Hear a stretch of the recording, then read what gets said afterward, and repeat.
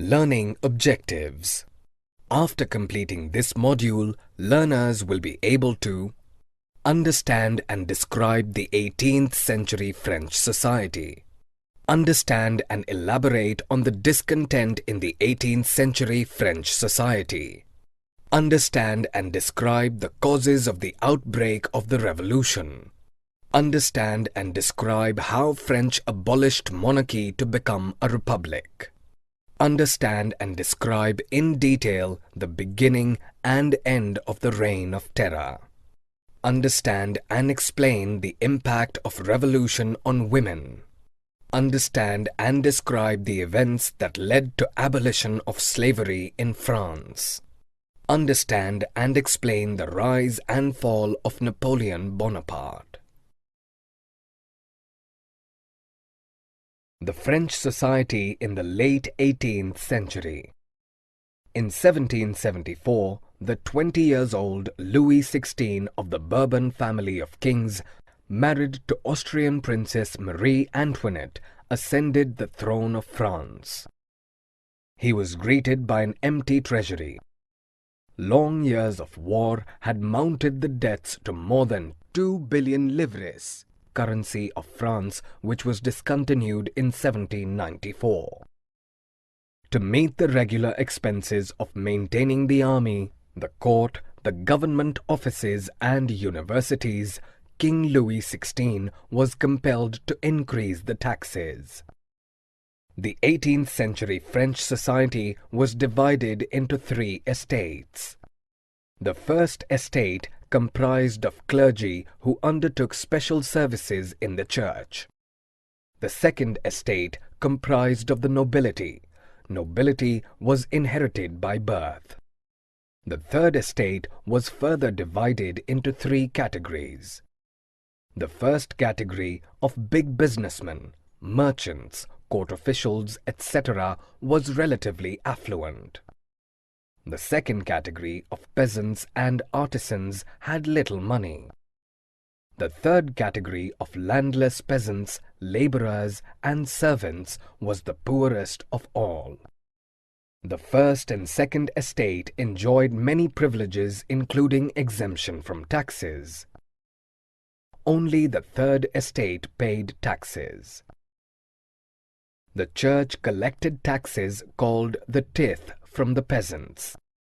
Daily, a kind of direct tax, and a number of other indirect taxes were paid by all members of the third estate.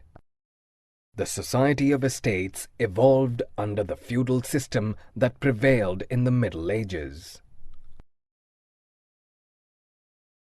Causes of discontent in the 18th century French society. Struggle to survive. The growing population of France led to food scarcity, as the production of food grains was much below its demand. The price of bread, the staple food of the majority, rose steeply. Workers earning poor wages in workshops never had enough to keep pace with the rising prices. The gap between the rich and the poor increased. This condition was worsened by severe drought or hail, which reduced the harvest. It led to subsistence crisis. It is an extreme situation when even the basic means of livelihood are endangered. A growing middle class envisaged an end to privileges, peasants and artisans. They occasionally revolted against the food scarcity and heavy taxes, but they did not have sufficient means to bring about a radical change in the society. At this time, a wealthy social group, termed the middle class, was emerging in the French society. The lawyers and administrators in this category were educated people who did not believe in any privileges by birth. Philosophers like Locke and Rousseau envisioned a society based on freedom and equal laws and opportunities for all. French philosopher Montesquieu proposed a division of power within the government between the legislative, the executive, and the judiciary. The American Constitution and its guarantee of individual rights set an ideal example for French political thinkers. These ideas spread fast and gained support from the French masses. Outbreak of the Revolution. On 5th May 1789, Louis XVI called a meeting of the Estates General to propose an increase in the taxes. The Estates General was a political body to which the three estates sent their representatives. In the past, each estate could cast one vote. This time, the third estate demanded that voting be conducted by the assembly as a whole, where each member would have one vote. King Louis VI rejected the idea, and the third estate walked out in protest.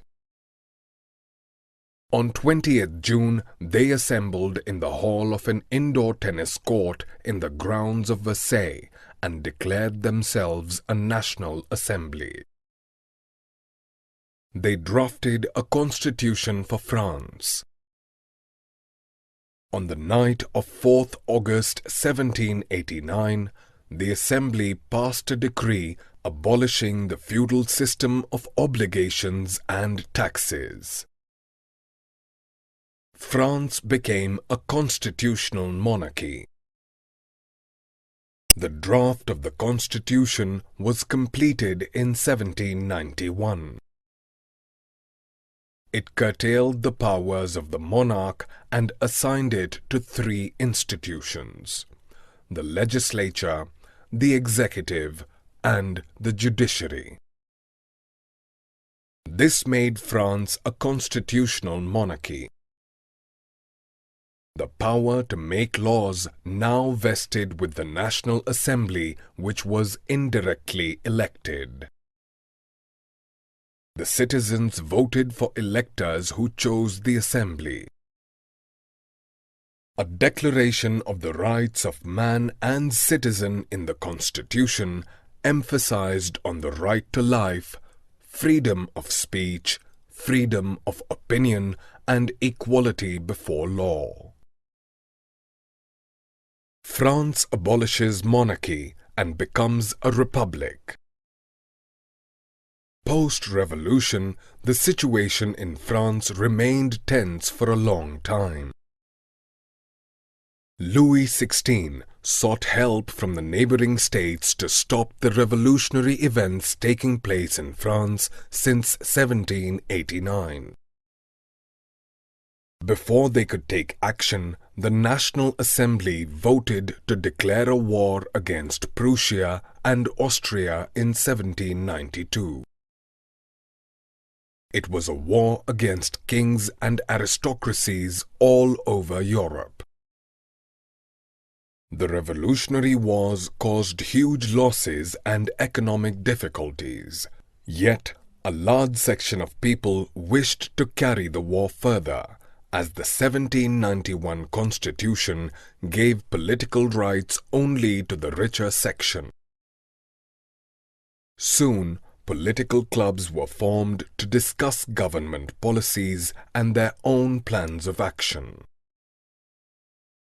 Jacobins, the most successful club, was led by Maximilien Robespierre.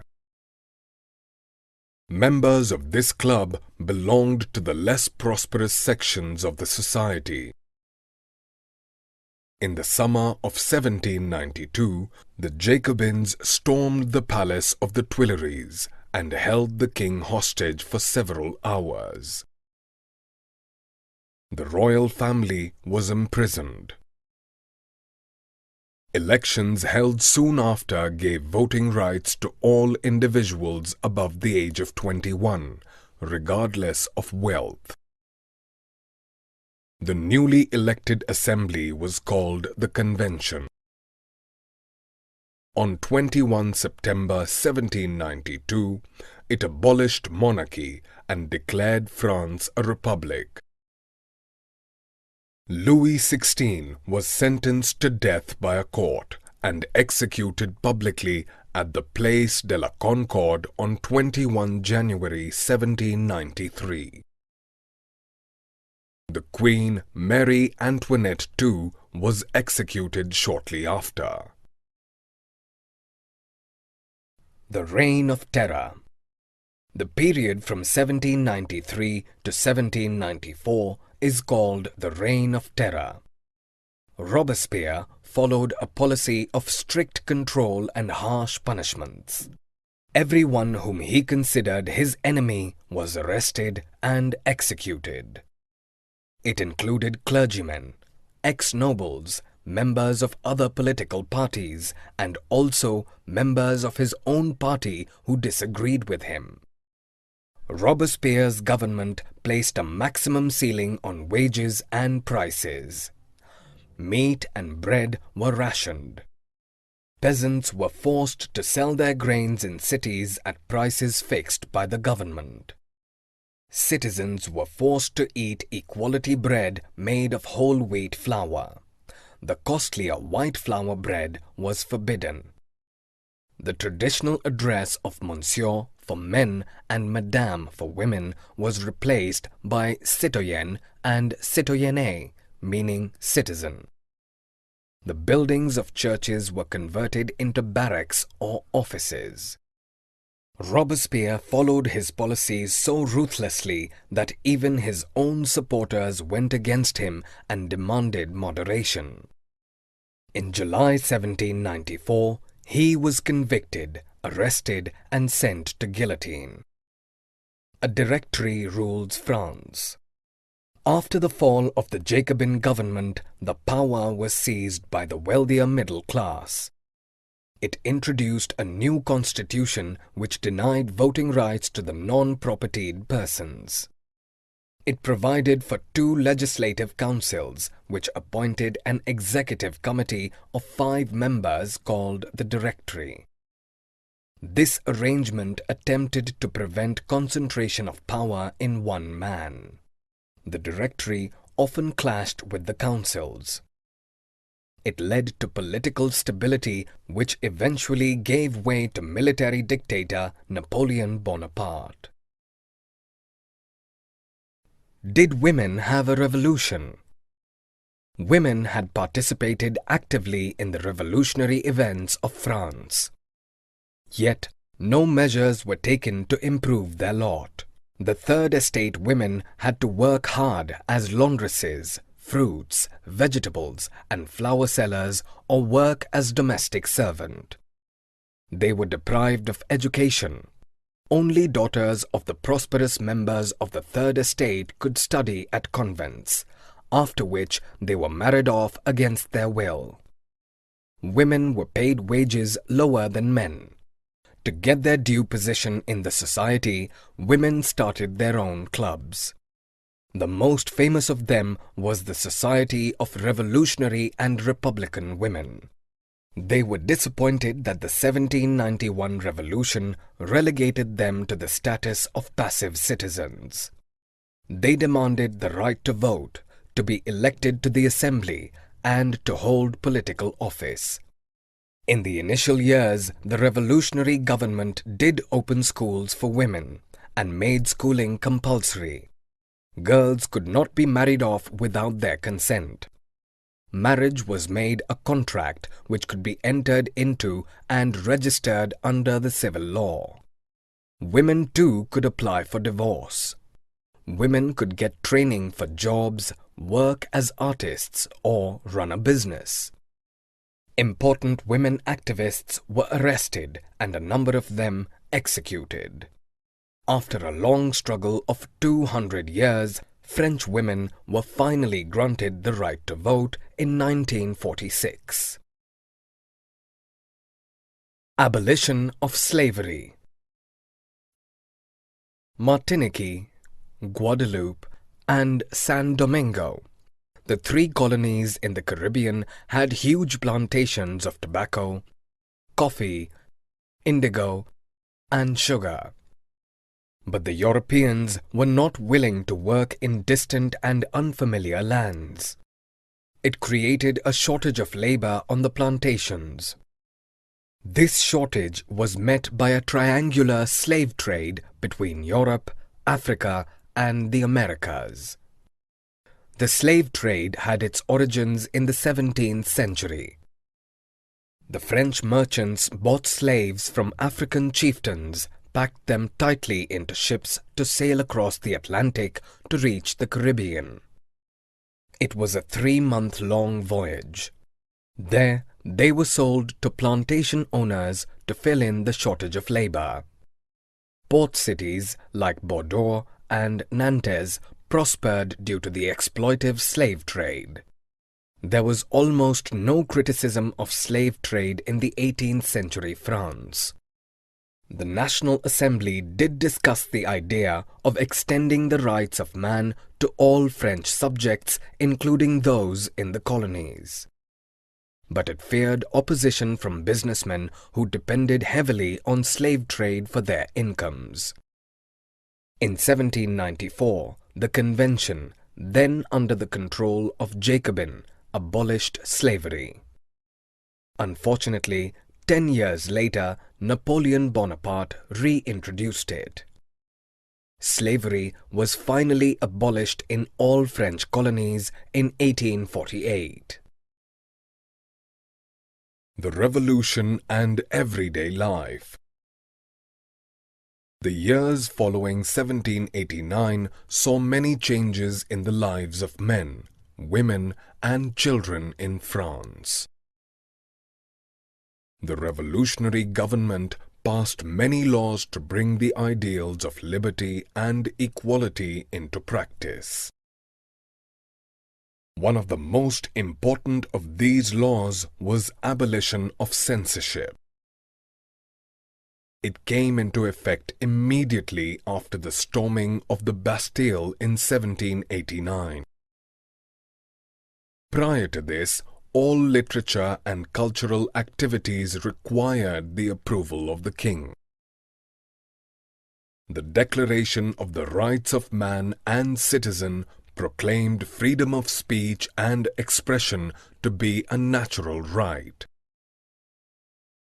Soon, literature in the form of newspapers, pamphlets, books, and printed pictures spread countrywide. Cultural activities like plays, songs, etc. caught attention of the masses. It helped them identify with the ideas of liberty and justice. Abolition of slavery. In 1804, Napoleon Bonaparte crowned himself Emperor of France. Napoleon saw himself as the modernizer of Europe. He conquered neighboring countries, disposed dynasties, and created kingdoms to place members of his family. Though seen as a liberator initially, the opinion soon changed and he was viewed as an invading force. Yet, some of his reforms had a lasting impact on Europe. He was defeated at Waterloo in 1815.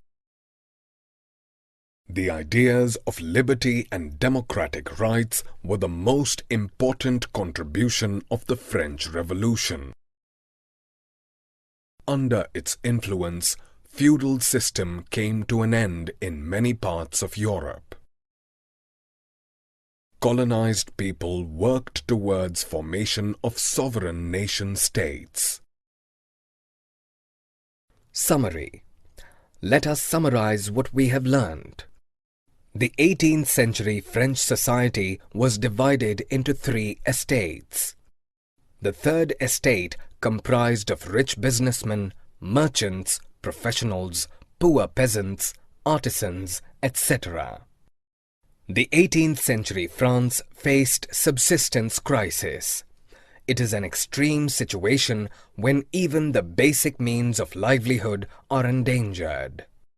The draft of the constitution curtailed the powers of the monarch and assigned it to three institutions: the legislature, the executive, and the judiciary. This made France a constitutional monarchy.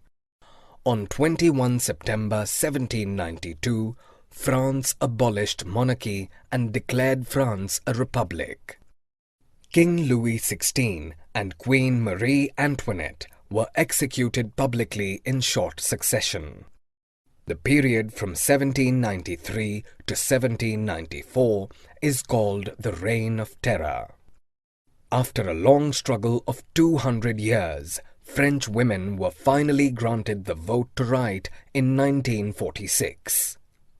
In 1794, the Convention, then under the control of Jacobin, abolished slavery. 10 years later, Napoleon Bonaparte reintroduced it. But slavery was finally abolished in all French colonies in 1848.